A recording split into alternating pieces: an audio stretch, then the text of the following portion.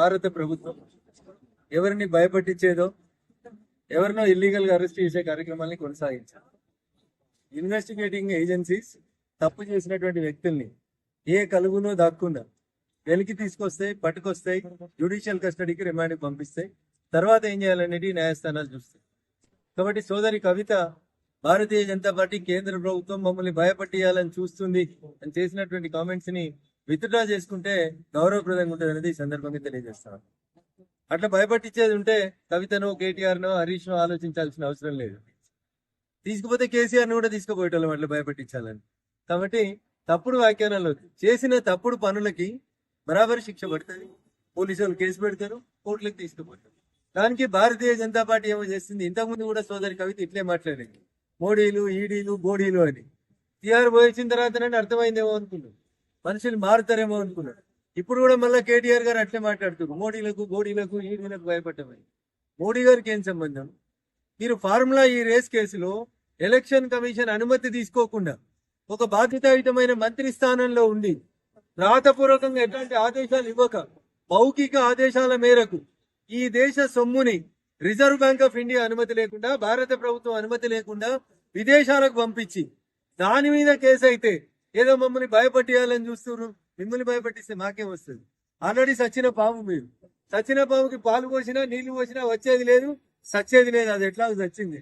కాబట్టి టీఆర్ఎస్ గురించి మేము మాట్లాడడం ఎప్పుడో మానేసినాం, మర్చిపోయినాం. వాళ్ళని వాళ్ళు ప్రజెంట్ చేసుకోవడం కోసం రోజు ఏదో దగ్గర అయితే చెల్లె, లేకపోతే అన్న, లేకపోతే హరీష్, మీరు తప్ప ఎవరు లేడా తెలంగాణలో ప్రతిపక్షం? కవిత నిన్న మాట్లాడుతూ ఉన్నారు, సోదరి కవిత గారు, బీసీలకు అన్యాయం జరిగింది, బీసీ గణన చేయాలి. ఆడపిల్ల కాబట్టి జర మంచిగా మాట్లాడుతున్నా, గౌరవప్రదంగా మాట్లాడుతున్నా. 10 ఏళ్ళ అధికారంలో ఉండి ఇలా నువ్వు అడుగుతున్న బీసీలకి మీ నాయన 10 మంత్రి పదవులు ఇవ్వాల్సింది ఉండే. 2 ఇయ్యలే, మీరు 2 ఇయ్యలే సరిగా. అన్నో బీసీ బిడ్డను అర్ధాంతరంగా తీసి అవతల వారేసిండు మీ నాయన. కవిత, ఆ రోజు నీ నోరు ఎందుకు మూతపడ్డది? అది మాట్లాడు చెల్లె, గౌరవంగా ఉంటది. అదే నువ్వు ఆడపిల్ల కాకపోయింటే ఖచ్చితంగా మంచి సమాధానం చెప్పేటాను నేను.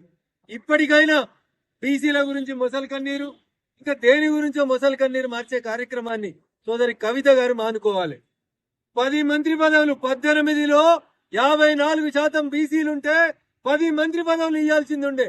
10 ఏళ్ళ అధికారంలో ఉన్న టీఆర్ఎస్ పార్టీ 2-3 మంత్రి పదవులు ఇచ్చి అందులో బీసీ బిడ్డలు ఎదుగుతుంటే ఓర్వలేక తీసి అవతల వారేసారు ఈటల రాజేందర్ని. ఆ రోజు ఎడిపోయిన ఇలా నోర్లన్నీ వాళ్ళు బీసీలు కాదా? ఆ రోజు బీసీ కులగణన గురించి కవిత ఎందుకు మాట్లాడలేదు? ఇవాళ ఎందుకు మాట్లాడుతుంది కవిత? కవితకి బీసీలకు ఏం సంబంధం?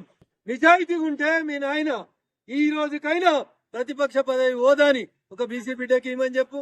పార్టీ అధ్యక్ష పదవి పోని ఏదన్నా చర్చ జరిగితే అసెంబ్లీలో ఒక బీసీ బిడ్డని మాట్లాడించింది చెప్పురి. ఈ ఏడాది కోలే అయితే హరీష్ మాట్లాడాలి, లేకపోతే కేటీఆర్ మాట్లాడాలి. ఎవరు లేడా బీసీ బిడ్డ అక్కడ? ఎవరికి మాట్లాడే అర్హత లేదా? మీ అన్న కంటే ముందు, మీ బావ కంటే ముందు మంత్రులు అయిన వాళ్ళు, తలసాని శ్రీనివాస్ యాదవ్ లాంటి వాళ్ళు చాలా మంది ఉన్నారు కదా అక్కడ. వాళ్ళకి ఇయ్యండ్రి, మాట్లాడిపోయిండ్రి. అందుకని మొసలి కన్నీరు బంద్ చేయండ్రి. మీడియా మిత్రులకు కూడా నాది విజ్ఞప్తి, ఆ ముగ్గురు గురించి రాయడం బంద్ చేయండ్రి. పొద్దుగాలైతే వాళ్ళే ఉన్నట్టు, ప్రతి సమస్య వాళ్ళకే తెలిసినట్టు. ఈ సమస్యలన్నిటికి కారణం ఆ ముగ్గురే. ఈ రాష్ట్రానికి పట్టిన దరిద్రం ఏమైనా ఉందంటే అది టీఆర్ఎస్ పార్టీయే. ఇక వాళ్ళు వచ్చి బీసీ గన్న చేయండ్రి, బీసీలకు మంత్రి పదవులు ఇవ్వండి. మీరు కూడా మాట్లాడితే ఎట్లుంటుంది చెన్నై? దయ్యాలు వేదాలు వాళ్ళు ఇచ్చినట్టుంటాయి. అందుకని దయచేసి మేము మీ జోలికి రావట్లేదు. మీ సావు మీరు సావుండ్రి, మీ కర్మ మీరు అనుభవిస్తున్నారు. అన్ని కులాలను నాశనం చేసి, అన్ని వ్యవస్థల్ని నాశనం చేసి, తెలంగాణ ఉద్యమకారుల ఉసురు పోసుకున్నందుకు మంచోడు మౌనం ఏడిస్తే ఆ మంచోని కన్నీరే మీ కొంపకు దాక్తుందని చెప్తారు. అది జరిగింది. ఇప్పటికైనా మౌనంగా ఉండుర్రి. ప్రజలు ఓట్లయితే ఎప్పుడన్నా 1-2 గెలిపిస్తే సంతోషపడరు. ఎక్కువ ఎగిరిపడ్డారు అనుకోండి, మళ్ళా భూమికేసి కొడతారు అనేది యాదికుంచుకోండి. భారతీయ జనతా